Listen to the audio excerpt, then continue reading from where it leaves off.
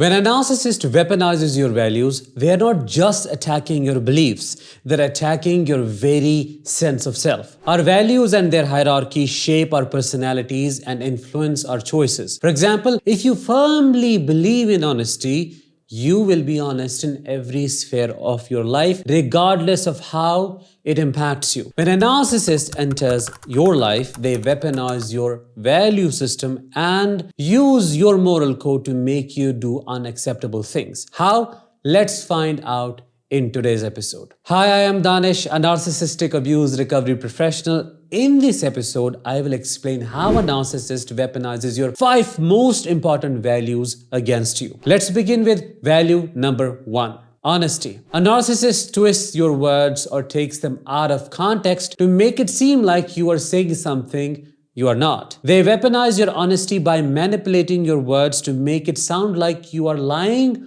or being dishonest. In other words, they accuse you of lying even when you're telling the truth, to insinuate you're being disingenuous, which makes you doubt yourself and feel like you're going crazy. They use your honesty to make you feel guilty about things you haven't done, to make you feel responsible for their problems or for all the issues happening in the relationship. As crazy as this may sound, they also punish you for being honest by giving you the silent treatment, withdrawing affection, or stonewalling you. Ultimately, they use your honesty to gain power over you. They threaten to reveal personal information or secrets you have shared with them, making you feel like you're at their mercy. Value number 2, empathy. A narcissist uses your empathy against you by taking advantage of your compassionate nature and using it to manipulate your emotions. For example, they may pretend to be vulnerable or needy to get your attention, only to turn around and use your empathy against you by abusing, belittling, humiliating, criticizing, or dehumanizing you and getting away with all of it.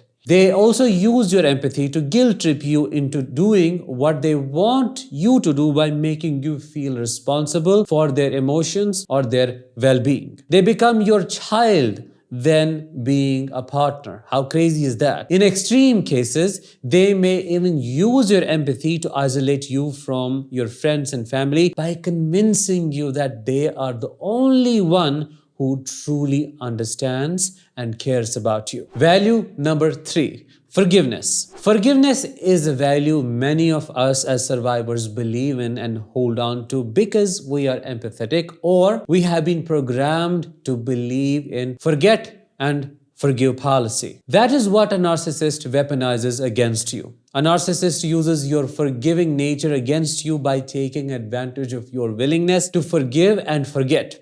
For example, they may present a fake apology for their behavior and promise to change only to repeat the same hurtful behavior again and again. They also used your forgiving nature as a way to justify their abusive behavior by saying things like, "You're so forgiving, you should be able to get over this." They may even use your forgiving nature to gaslight you into thinking that you are overreacting or being too sensitive, when in fact, they are the ones who are behaving inappropriately and coercing you into forgiving them. It's okay to forgive someone if it means you will be able to easily move on and let go, but forgiveness does not mean that you have to tolerate or excuse a narcissist's abusive behavior. Value number 4, high conscientiousness. We as survivors of childhood narcissistic abuse have an inflamed conscience. We're overly concerned about doing the right thing, which is what a narcissist weaponizes against us. They use your natural inclination to be morally right and caring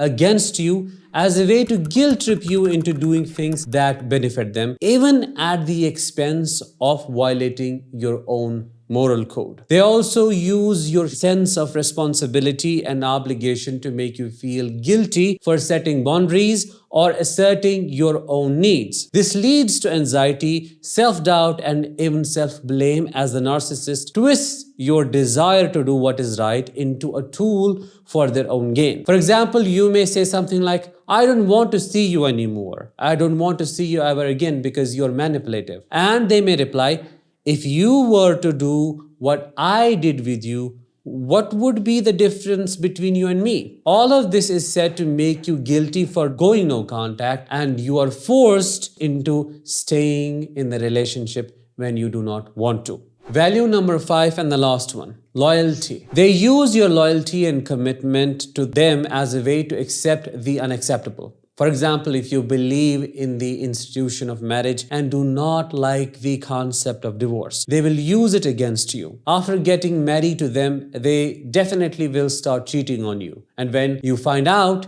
they will guilt trip you into staying by weaponizing your belief in the institution of marriage instead of taking responsibility for their actions. They may say something like, "Are you going to give up on us like that? Will you go against the God's will by divorcing me?" Quite shockingly, they use your loyalty as a tool to isolate you from others, making you feel guilty for spending time with your friends or family. If you focus on anything else except them, you are called disloyal. This can leave you feeling trapped and powerless, unable to make decisions without their approval, or risk losing their love and affection. In conclusion, they use your own good nature against you to make you do things you wouldn't do otherwise. That is what creates a lot of resentment later that you feel towards yourself, and you blame yourself for not doing the right thing.